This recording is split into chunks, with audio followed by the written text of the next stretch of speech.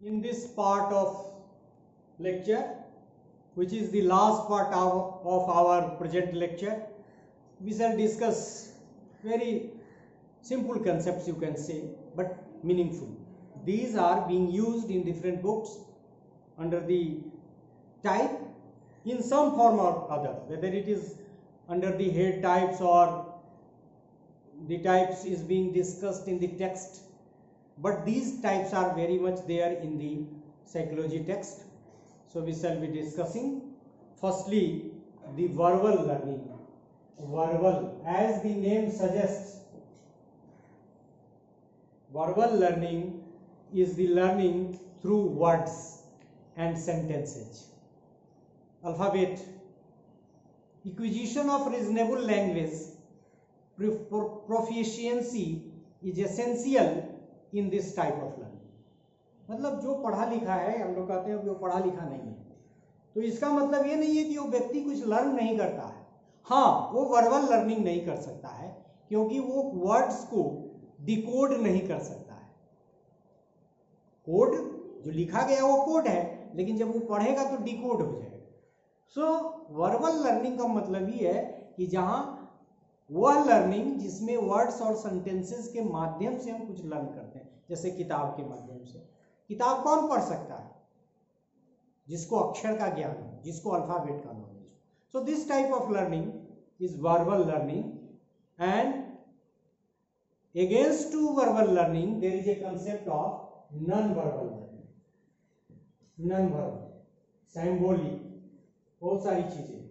अभी देखो न्यूज वगैरह भी रीड किया जाता है. साइन लैंग्वेज का कंसेप्ट है हमारे यहाँ. हालांकि वो साइन लैंग्वेज आंख से देख नहीं सकते हैं, वर्ड वहाँ है.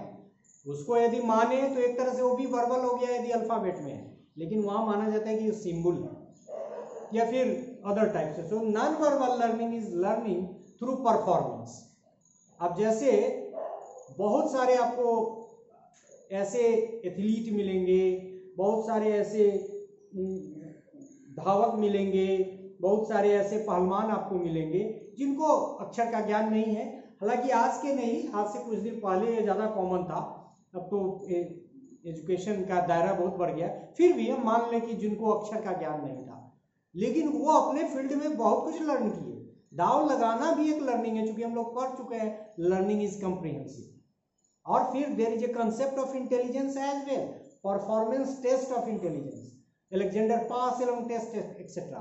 सो non verbal learning is learning through performances. Higher order non verbal learning requires efficiency. वो भी स्ट्रोक प्ले, कैसे बॉल को छोड़ना है, बाउंसर को कैसे खेलना है, तेजी से कैसे रन बनाना है. And this is not limited to the sports as a field. और भी बहुत सारे जीवन के ऐसे काम हैं, बहुत सारा आपको मिल जाएगा. ऐसे ऐसे निरक्षर आदमी बहुत सारे अभी आज हुए हैं जिनको सैलरी भी बहुत अच्छी मिलती है क्योंकि वो डिज़ाइन को करने आता है उसको. या देखिए कारपेंटर, अभी पुराने इंस्टीट्यूशन में आप कारपेंटर का काम देखेंगे तो आपको अद्भुत नजर आएगा कि ऐसी भी चीज़ बनती थी. So that is also a type of learning, but it will come under the category of non verbal learning. Skill learning हम लोग पहले भी बात कर चुके हैं साइकोमोटर डोमेन की, और ये स्किल का फोकस भी मुख्य रूप से कई जगह लोगों ने स्किल और एटीट्यूड वगैरह को अलग कैटेगराइज किया है, इसीलिए हमने इसको भी ले लिया है.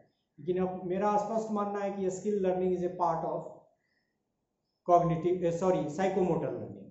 So skill learning is psychomotor learning associated with the application of muscular strength. It cannot be complete without cognitive and affective learning. अब सवाल है कि मान लो कि एक आदमी तबला बजा के लर्न करता है रिदम देना, लेकिन उसको परफेक्शन लाने में वो उसकी एक थ्योरी भी है. सारे ग म प हारमोनियम और ये सब जो सिखाता है, या इंडियन म्यूजिक का जो कंसेप्ट है, उसके भी बेसिक्स है, उसकी भी थ्योरीज है. और जब हम थ्योरी की बात करेंगे तो उसका कॉग्निटिव एस्पेक्ट. और दूसरी बात कि क्या आपका एटीट्यूड फेवरेबल है, क्या एक ही रात में कोई अल्लाह राका हो जाएगा?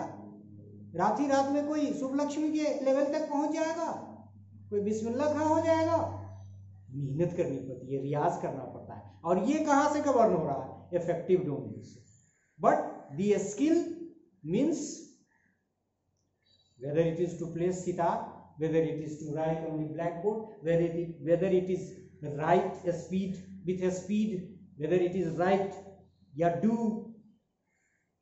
with correctness and like that. So skill learning, skill and skill, अभी स्किल लर्निंग पे बात भी बहुत चल रही है। हमारे गवर्नमेंट की बहुत सारी योजनाएं हैं जो अपने मैन पावर को इनरिच करने के लिए स्किल लर्निंग, और उसमें बहुत तरह के स्किल जो आइडेंटिफाइड हैं, जो उनको जॉब दे सकते हैं वोकेशनल ट्रेनिंग के माध्यम से। और डिफरेंट कंप्यूटर को लर्न करना भी एक स्किल ही है। और इस तरह से जो उनको जॉब दे, प्रोडक्शन हो, उसकी तरफ इशारा कर सकते हैं। So skill learning you understand. Social learning, वहाँ हम लोग सोशल लर्निंग अप्रोच भी पढ़ चुके हैं। Social learning type learning approaches में जो ऐसे निकालेंगे। Social learning is the learning of society related norms and concepts. जैसे वो यहाँ इनफॉर्मल लर्निंग की बात हमने की, social learning is a type of informal learning we can say, लेकिन यहाँ सोशल को ज्यादा फोकस करना चाहिए। कस्टम्स है, ट्रेडिशंस है, और ये हर सोसाइटी का डिफरेंट है।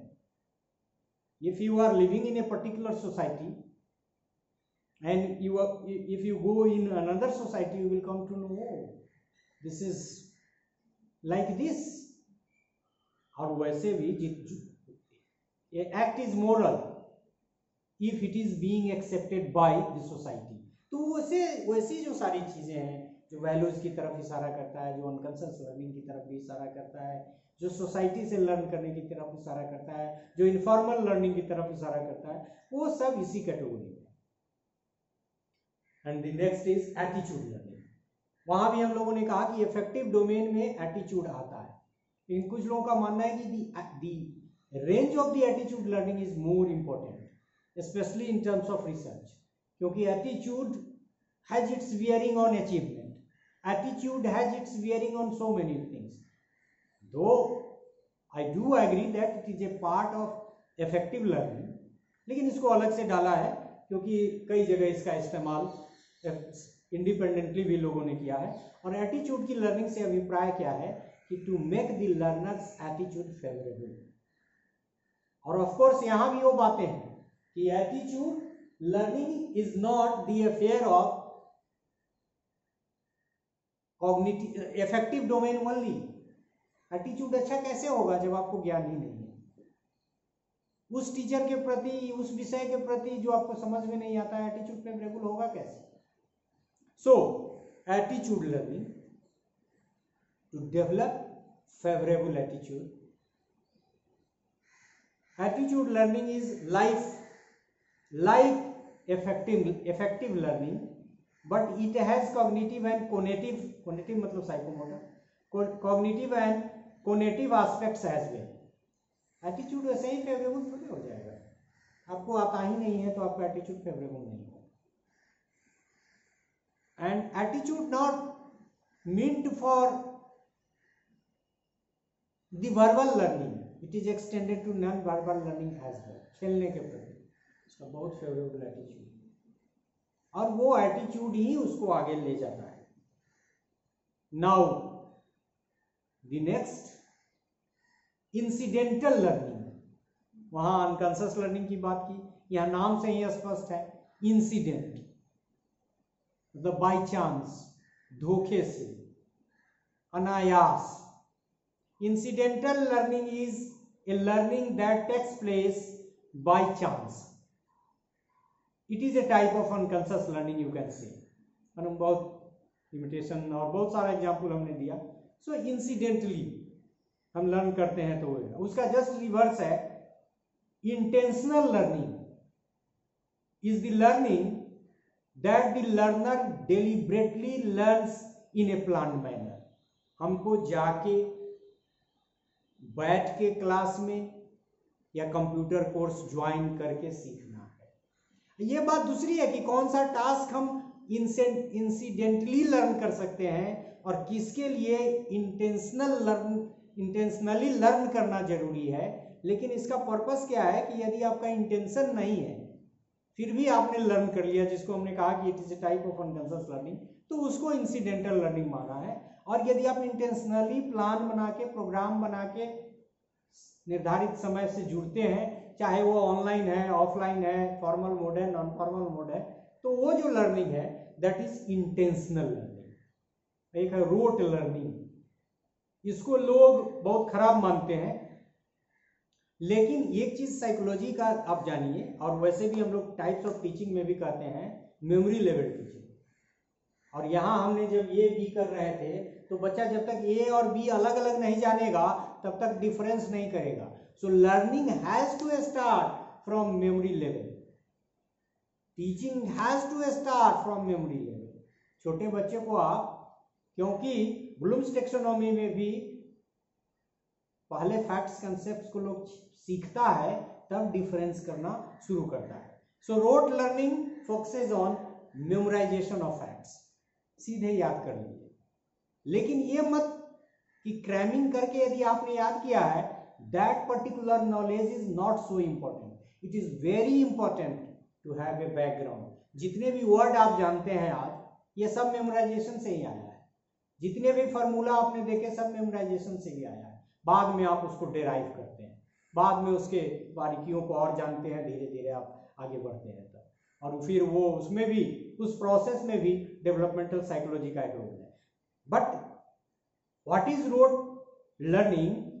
The learning that focuses on memorisation of facts, concepts, dates, events, theories, principles etcetera. ऐसा भी हो सकता है कि आप पहले के बच्चे, क्लास 1 के स्टूडेंट को फिजिक्स के थर्मोडायनामिक्स का रूल याद करा दें, रट के याद कर लो, लेकिन that learning is rote learning, इसी की तरफ इशारा किया है। But that is essential, that is the basis of learning. बहुत लोग समझ लेते हैं कि रोट लर्निंग का मतलब है कि ये तो लर्निंग है ही नहीं, दैट इज एसेंशियल। युद्ध कब हुआ था, उसके कौन कौन से कारण थे, और आपका जो ये नॉलेज का बैकग्राउंड रोट मेमोरी के कारण आया, उसका आप एप्लीकेशन करेंगे। क्योंकि जब तक आपके पास स्टॉक नहीं है वर्ड का, तब तक आप सेंटेंस कैसे बनाएंगे, आदि आदि। मैं इसलिए ज्यादा फोकस कर रहा हूं कि आप ये नहीं समझे कि rote learning is a very बेकार type of learning and the reverse of rote learning is meaningful learning. अब यह है कि नाम से ही लग रहा है कि बच्चा समझ के, और वो समझना भी जरूरी है।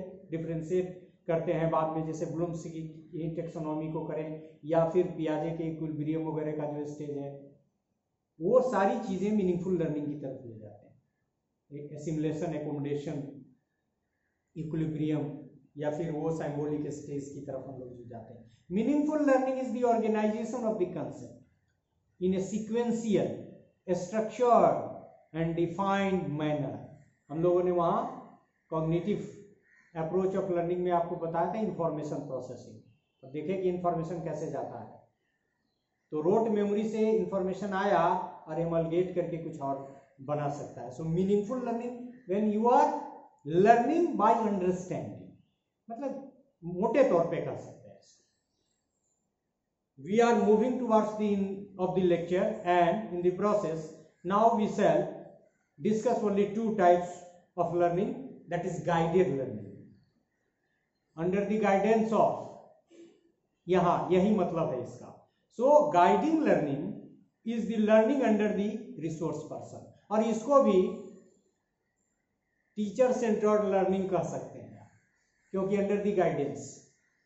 ये है कि ये लर्निंग भी बहुत इंपॉर्टेंट है छोटे बच्चे के लिए।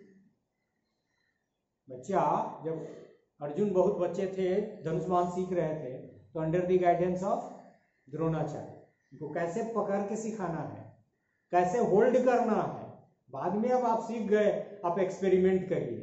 म्यूजिक आपने सीख लिया, आप एक्सपेरिमेंट करके नया नया आप मिक्स कर दीजिए और फिर अलग राग निकालिए, अलग धुन बनाइए, ये अलग चीजें हैं। लेकिन when you are learning under the guidance of a resource person, this type of learning is the guided learning. The last one is self learning. वहां भी था डिस्कवरी लर्निंग, तो कहीं ना कहीं there is a relationship between self learning and discovery learning. So self learning is the learning by the individual by himself herself. ऐसा भी होता है कि बच्चे, टीचर ने क्या किया कि बच्चे को गाइड कर दिया कि इसको ऐसे कर लेना, और बच्चा वो फिर घर पे अपने से सारे प्रॉब्लम को सोल्व कर रहा है. So that will come under the category of self learning. So in this way we have discussed different types of learning. Of course, the list was very comprehensive, and as I told in the beginning of the lecture that some types of learning is not meant for the student as a learner, but those are important for human being as a learner. So this is all about this comprehensive lecture that was related to the types of learning and the kinds of learning. Thank you very much.